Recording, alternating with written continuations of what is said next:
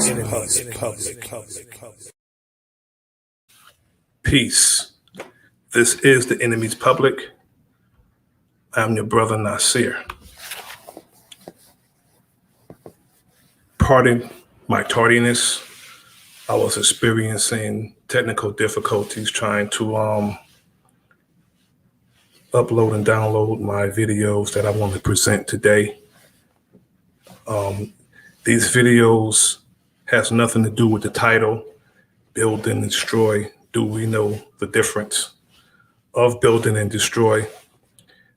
It's just these videos were sent to me by my wife, and it's based on something that I was saying to our people as far as white supremacists, whether they're a police officer or regular old white man or woman on the street that see our women, our children, and our elderly as soft targets. And they push up on our elderly, they push up on our women and our children, and they assault them. They talk to them any kind of way. They actually put their hands on our women and our children as if there's no consequence to putting their hands on our women and our children. All of our women are not punks. All of our women are not timid and meek. Our women are beautiful. They're feminine. But if you put your hands on them, like the rights they have, they can put their hands back on you and let you know that putting your hands on them is not going to be tolerated. I'm going to show this first video. It's about 10 seconds. And this video needs to inspire some of our sisters what to do when somebody put their hands on you. Check it out. This man is assaulting her. What's wrong with you, motherfucker? He assaulted her. I'm recording The it right fuck now. is wrong with you? What? Yeah. What? You see, that's what has to happen every time that one of them decide to put their hands on one of us, whether it's one of our sisters, whether it's one of our wives, auntie, girl, cousin, daughter, in my case, granddaughters. We need to teach our women how to defend themselves and not tolerate anything from these disrespectful ass white supremacists. Now, this next video I'm going to present, it makes me very proud because it's the truth through the mouth of babes. And that's a beautiful thing. Now, this young lady is my granddaughter's age. And listen to how she's speaking to the police. I'm going to say it again. I'm 13 years old. All of you are adults. Adults, right? You can drive, you can drink, you can vote. I don't have that. When I asked my mom if I could be dropped off here, her response was, is it safe? Is it safe? You know, we had someone come up here and talk, and don't teach our children to disobey those who are protecting us. I don't see them protecting me. If you want to talk about those protecting me, I look to those who are standing right now because my trust isn't in them. I don't trust any of you. I don't trust any of the police officers because you have shown time and time again that we cannot trust you. I go to City High Middle School, just voted the top high school in the state. You know what they teach us? Teach us to speak up for yourself. We're IB learners, right? We're smart. None of you are smart. None of you can recognize murderers. You can identify that there is a problem, but you cannot fix it. I don't know much about the law. Again, I'm young, but I'm pretty sure an accomplice to a murder should be arrested. And right now, all of you sitting and doing nothing are accomplices to a murder. Please refrain from the additional commentary. If you could let her finish. I am frustrated, and frustrated can't even begin how absolutely terrified I am to live here. I'm expected to raise my kids here. I'm expected to go outside and walk my 5-year-old little brother. God forbid we look too scary. God forbid he accidentally is wearing his hood and we get the police called on us because we are window shopping to go steal later. I don't want to keep coming here. Trust me, this is not how I want to spend my night. I don't want to come here. I don't want to sit here and I don't want to have to beg you to stop killing people. That's not what I want to do. I have friends. I have other things that I could be doing, and I'm sitting in front of a group of adults who think murder is okay. And you can't sit here and tell me you don't think murder is okay because you're allowing it to happen. If you want to talk about God, you want to talk about Jesus, I'm a Christian. I don't know what God some of these people believe in, but it sure ain't mine.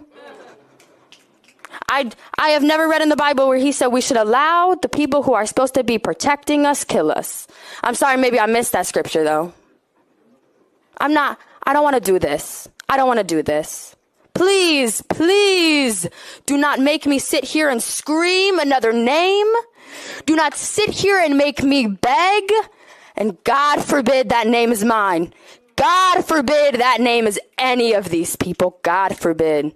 Thank you. Thank you.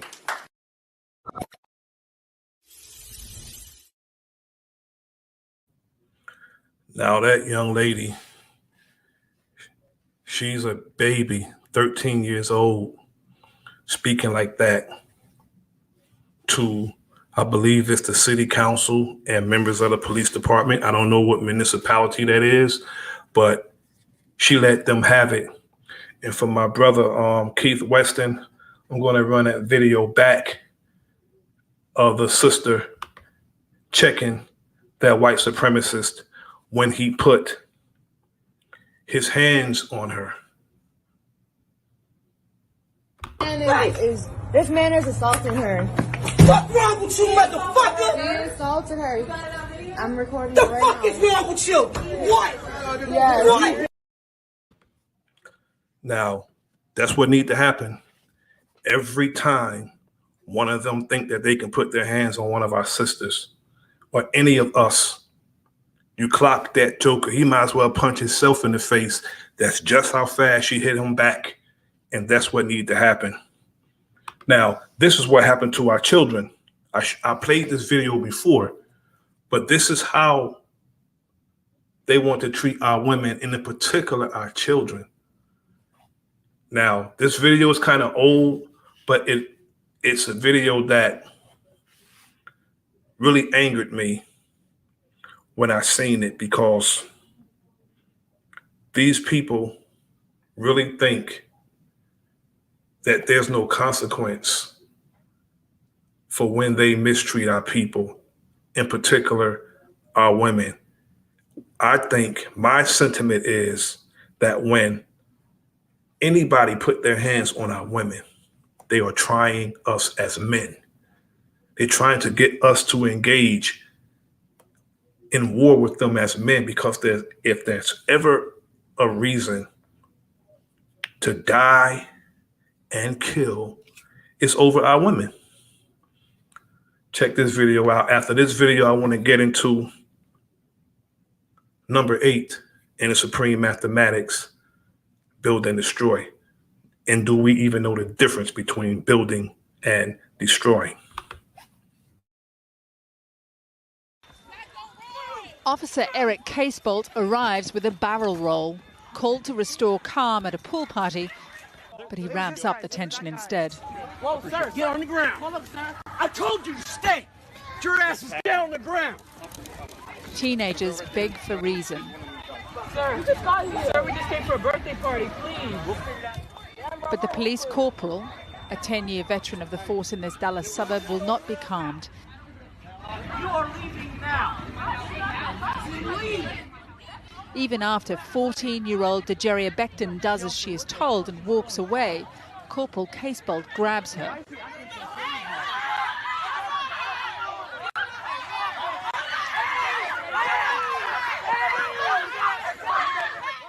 When friends run to help, The officer pulls his gun. And he was just aggressive for no reason at all. It was horrible.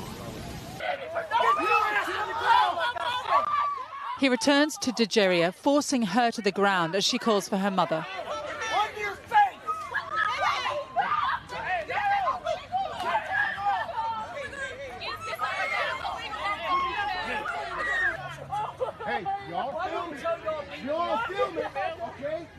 Officer Casebolt kneels on the 14-year-old's back.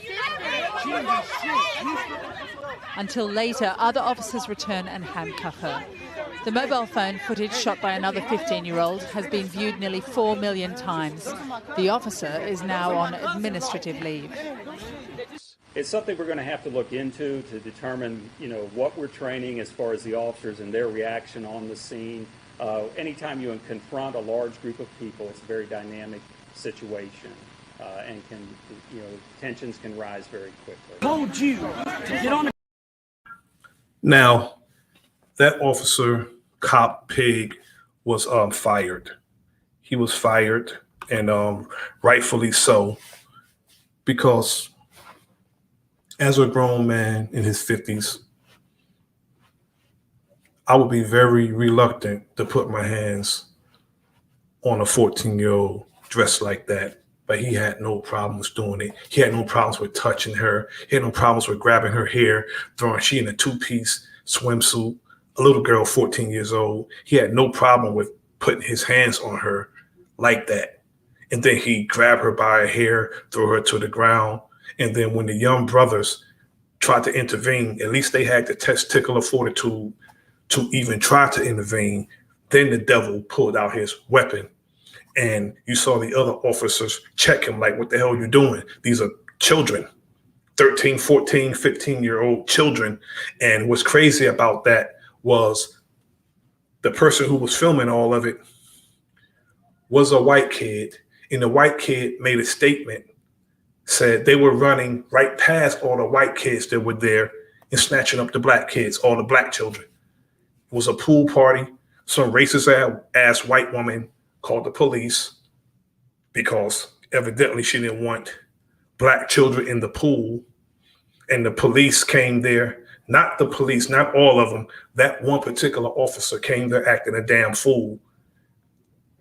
They're snatching up black children. See, I'm just happy that that stuff don't happen where I live, because it'll be a situation. There's no way in hell I'm allowing that type of thing to happen in my community. They will not be able to return to my community. I don't care what his job is. And that's the thing. The police someone who police our children and our people, they should be from our community. Let them go and police and patrol their own communities where they care about the people, because most of them guys who get these jobs, they don't care about our people and they dread coming to work. They don't like being around us. So they shouldn't be charged with policing us. Now, I want to get to the subject of build and destroy. Do we even know the difference between building and destroying? Because I watch brothers' channels, and there's a lot of brothers who have very pertinent information to give, and they have the builds on their channels. They invite other brothers to the builds, and a lot of times the brothers are building for a half hour, an hour, and for hours sometimes. And we need to understand the difference between building and destroying. I know when I used to go to the parliaments, you had to add on to build. That's what building is. When you build, you add on. And it seems to me that people come on these panels for the sole purpose of disrupting the builds. And a lot of times the brothers will have a good time, even invite sisters in to build. And it seems as if some of us don't know the difference between building and destroying. I know what some would say. Some would say that while you're building, if you don't have the proper tools, you can't build. I get that. But some brothers in particular, I have seen less emotional women than some of these brothers that come on these panels, because someone don't believe the same as they do. They feel they got to come in for the sole purpose of disrupting a build and just correcting a person. I see it like this. I would never put another brother or sister's name in the title of my video unless I'm going to speak good about them. If I'm not going to speak good about them, I would never have their name on the title of my video. Yet I see some of these channels, they put brothers' names and sisters' name in the title, and they do videos about brothers and sisters information. Now, if you wholeheartedly believe in the information that you are giving the people, just teach. Because all truth can withstand criticism. All truth can withstand any questioning. If it's the truth, it will stand. Yet some people disagree and some people are disagreeable. There's a difference from disagreeing and being disagreeable for no damn reason. Now, when we're building a brother or sister, they spit facts, and then a brother or sister add on to it. That's what you call building.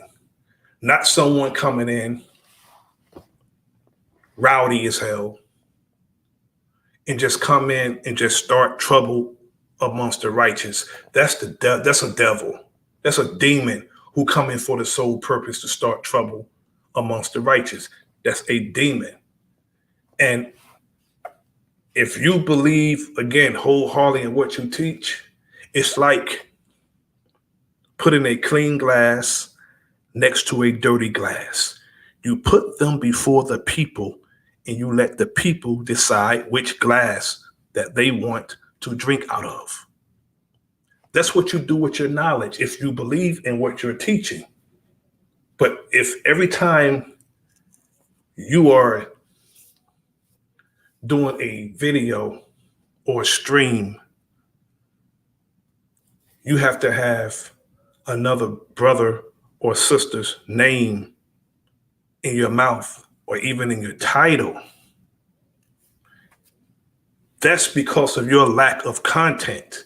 You don't have any content, so you would get on a panel or you will live stream yourself only to criticize and ridicule another person's content because you don't have any content.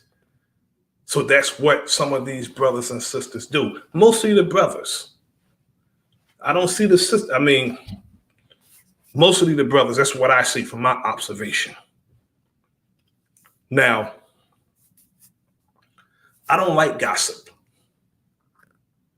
I like speaking about what's going on and together with my brothers, come together and offer solutions to our problems. And we never get to that. We are still stuck on who we are. We're stuck there. as if our enemy give a damn who we say we are.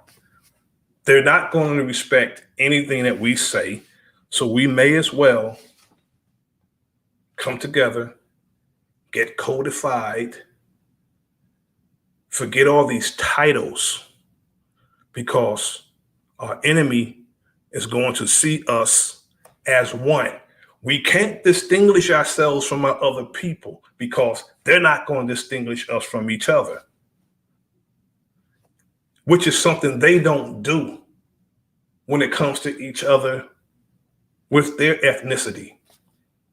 A white man is a white man, is a damn white man.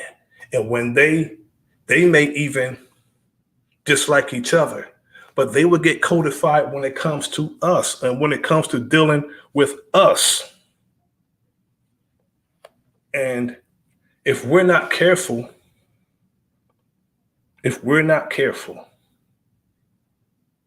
with who we allow in our spaces and who we allow into our brain, we are going to be subjected to not only ridicule, we're going to be subjected to more pain and suffering, as if we don't experience enough pain and suffering. We need to get our shit together and stop worrying about nationality and stop worrying about, okay, I understand that people want to identify themselves, and some of these things are good for esteem. I understand that. But when brothers start talking about what's ours, as far as this land, America, I mean, as a man thinketh in his heart, so is he. Yet, you got to put the work in, because nothing is yours. Not a damn thing is yours until it's in your possession. It's the same as what the reverends do in the church. Making you feel good for that moment? No, I'm about perceiving reality. If it's not reality, don't bring it to me. I know we have work to do, and what we say is ours, we can make ours if we put the work in. Because the ones who are doing most of the disrupting and all that talking is because that's all they're going to do. We're going to see who's the soldiers, who's the commanding officers when it's time to get from behind these cameras and these computers and these phones and go out and do the work. We're going to see, because all the word salads, it's going to come to an end. It's going to come to a time that we have to put up or shut up. The time's going to come, and real soon, because again, our enemy, they constantly try us. If there's not a reason to die or kill, is when somebody put their hands on your children, your woman, any female in our families. Now, lineage, as my brother Keith Weston would say, lineage is a good thing for us to learn. We need to learn our lineage. And it's good to know. But when you're at war, you have to be codified. And when you see your brother and you catch eye with your brother, you don't mean mug him. Give him the nod. Let him know that you recognize him. Or, if you're close enough to the brother, speak to him, shake his hand. May when I see a brother, I salute him. I actually salute him. Even if I don't even know him, I will salute him to let him know that I'm a friendly. I'm your brother. I will actually salute him. I could have never seen him a day in my life. When I see him, I'll salute him. Let him know that we're soldiers in this battle, on this battlefield. And that's how we need to behave towards our brother, not mean mug our brother when I shoot our brother prisms. See, I'm old. That's what we called it back in the day. When you see him,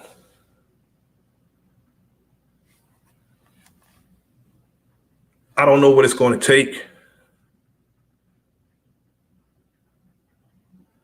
but I offer solutions based on my sojourn here in the wilderness of North America. When we're building, whether it's verbal, let us be just proactive. Stop being so reactionary when it comes to stuff. We are too reactionary. When something happens, that's when we want to jump and do something. No, we have to be proactive, not reactionary. And if you fail to plan, you plan to fail. So we need to plan. It's like insurance. Insurance is just in case. We have to reinsure ourselves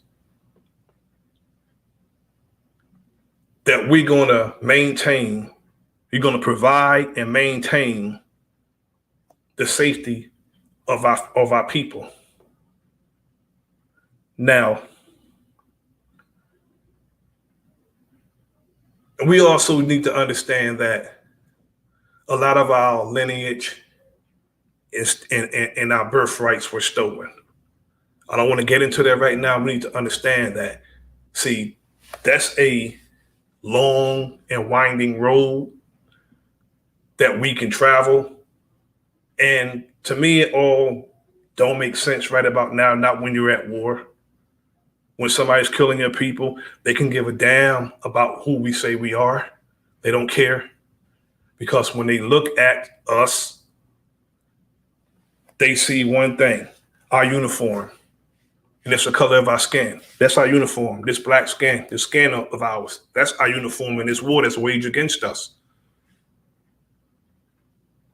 We need to understand that. I keep saying it over and over and over and over again.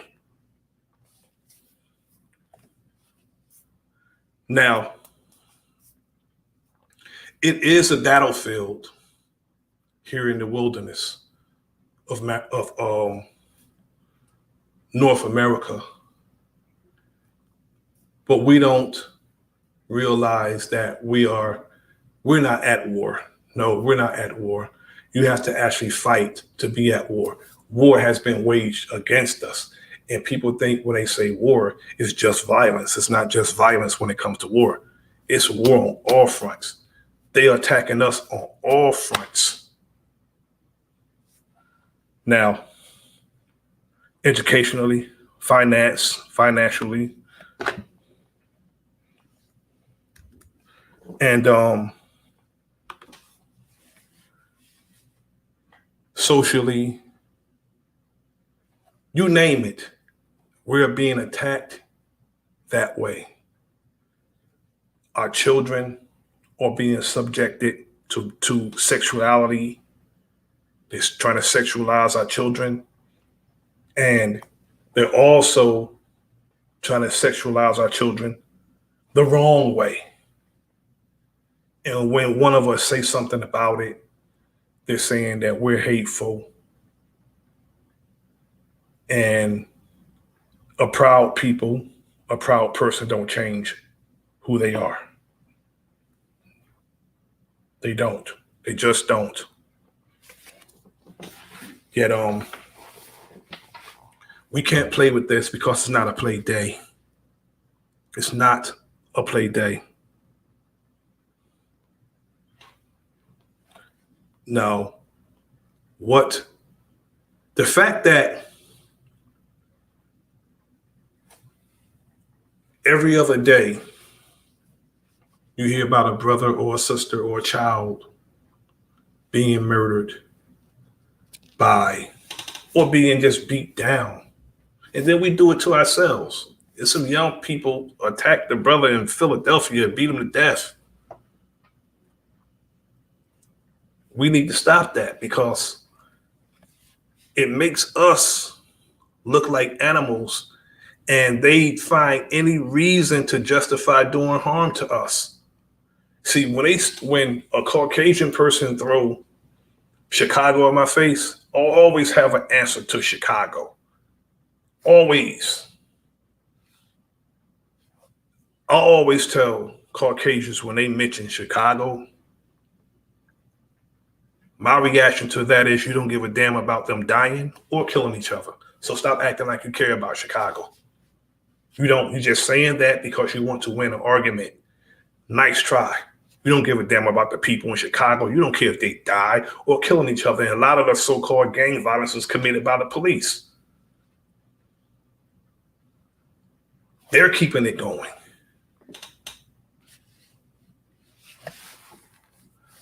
Because they want to justify bringing in weapons. They want to justify treating our people like animals because they're saying we're acting like animals, so they want to treat us like animals. They're dressing up as gang members. And not only that, these so-called gang members were made gang members. They were made gangs by federal government anyway. These were organizations. They weren't gangs back in the 60s. They were, peace to the brother Quentin Emerson. They was not gangs in the 60s. They were made what they are today. When Black CIA operatives' assignments was over, they were assigned to our organizations to infiltrate and destroy. When those brothers and sisters in those organizations were building, those Black CIA operatives were sent to destroy by J. Edgar Hoover, by the CIA, who was Prescott Bush. He ran that, and J. Edgar Hoover ran the FBI. Both of those agencies sent federal agents in to infiltrate and destroy our organizations. And they actually today, they're fighting on those lies. They're fighting on those lies to this day. Instead of saying we were duped, we were infiltrated, we've been hoodwinked, we need to stop this. They did it and they're doing it, but it's just the young brothers. They won't listen to their OGs. The OGs is getting it now, but they don't listen to their OGs. And we need to get out of that because we would be more powerful, united as a family than we are separating ourselves based on locality, on streets and territory that's not even ours. You let somebody jump out of Crown Victoria or wherever they drive today and pat you down. They don't even identify themselves. It's just you see a white boy with plain clothes and a badge around his neck. You let him pat you down, but your brother can't come over to that territory, but that cracker could, right? When we can easily come together, pull our resources, and really own it. Just buy it. Then it's really yours. And then we come together and we patrol our streets and we tell the police we don't need you. We got this. We're not going to murder each other anymore. We got this. Nothing you can do is going to get us back on that behavior. We're done murdering each other. Nice try. And if we find any funny business, and when we find you out, we're going to deal with you accordingly.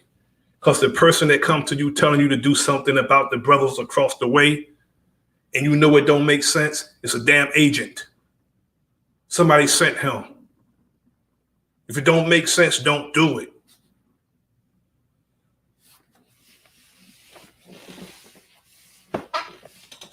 Justice is a reward or penalty. That's what justice is, a reward or penalty.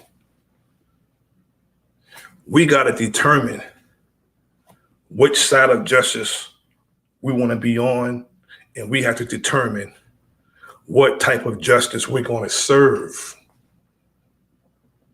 And we have to go accordingly. And when we deal with our people, we have to watch them on a protracted period to see if they're alike minds with us, and see if this brother is really who he or sister or who they say they are. We got to watch them on a protracted period. Just because somebody look like us, no, we got to watch them and make sure that they can be trusted. They're trustworthy. Because far too many times a brother gets in. William O'Neal got in. He was in charge of security. He got in. We got to be mindful of the William O'Neals. We can't have William O'Neals today. My sentiment is William O'Neal should have never committed suicide. Never. When they found out that he was responsible for Fred Hampton's death, he should have been done. He should have been done. We can't allow that. A whole nation of people, and we allow that, as valuable as that brother was, it's not funny, it's not ironic, it's not crazy, but it's like, that brother was 21 when he was assassinated. That's very serious for a brother that young, 21 years old. And he had done that much. That means those of us who were just getting on. Peace to the Tad Show. Peace, good brother. That means the brother or sister who's just getting knowledge of self, we have a lot of work to do. I've been soldiering on behalf of our people for a long time. And this is something that you don't retire from. You die on your post. Your very last breath is supposed to be doing this work, whether it's verbally, whether it's out there on the street soldiering with your brothers. Me, I don't have it in my heart. Now, people have their personal beefs, but I don't have it in my heart to actually do a brother or a sister harm. No. I'd rather unite with that brother and take care of business on behalf of our people. That's more powerful than, mostly everything, depending on what it is, but almost everything could be talked out. Almost everything could.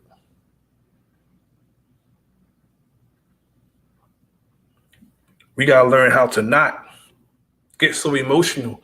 And people want to pull up on brothers over YouTube. That's crazy to me. They want to pull up, they want to fly out to where another brother or sister at over this. And guess what? Our enemy knew that we were going to act a fool on social media. Because some of us, when it comes to this attention is like currency to some of us. Some of us would rather be paid attention than paid cash. Look at me. Hear me. Even if you're not saying a damn thing. Look at me. Hear me. And they come in, they disrupt the builds when the brothers and the sisters are building. we need to understand and we need to distinguish what build and destroy is and know the difference between building and destroying. If you're not adding on, you're not building. You have to add on to build. And when you're adding on, add on something strong that's going to hold the foundation together. Because without a foundation, whether you're building, it's going to crumble. Foundation got to be strong, built on a strong foundation. See, I know these lessons. People don't understand when they say know the ledge. Know the ledge before you pledge. If you are running and there's a ledge and you're trying to get across to the other side, that means you have to look, see how far you're going to jump, whether you can make the jump, look down and see how far the fall is, because you're pledging. You are pledging. You got to know the ledge before you pledge. If you don't, you fall off the edge. We have to understand that.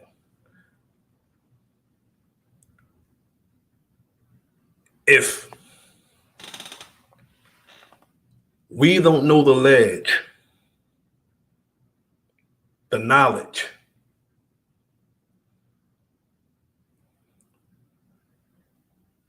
if we don't understand the knowledge, put it that way, because a lot of people could quote, a lot of people could articulate, but with all thy getting, get understanding. It's like it's 1, 2, 3. Knowledge, wisdom. Okay, 1, 2, 3, 1 and 2. It comes to 3. Knowledge, 1, 2, wisdom, adds up to understanding. With all thy getting, get understanding with your knowledge. And they say history is history best rewards us in our research. That's what the lessons tell us.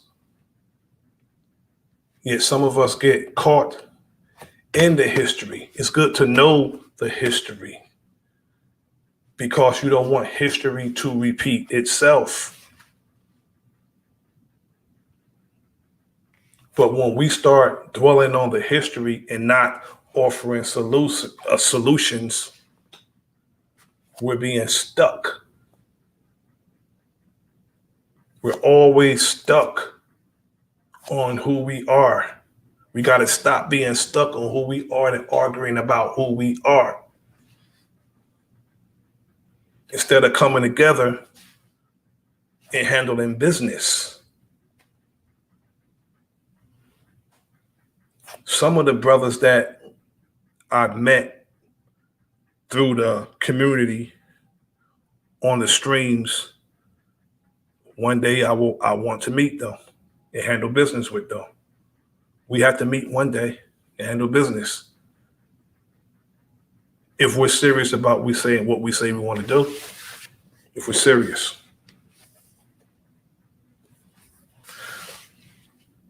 I appreciate the brothers for coming in and joining me. Brother Keith Weston, The Tad Show, Quentin Emerson. I appreciate it. And I'm going to do a part 2 of this broadcast. Just know that I'm your brother. This is The Enemy's Public. I am Bro.Nasir. Like, share, subscribe. Leave a comment in the comment section. Salute. Peace.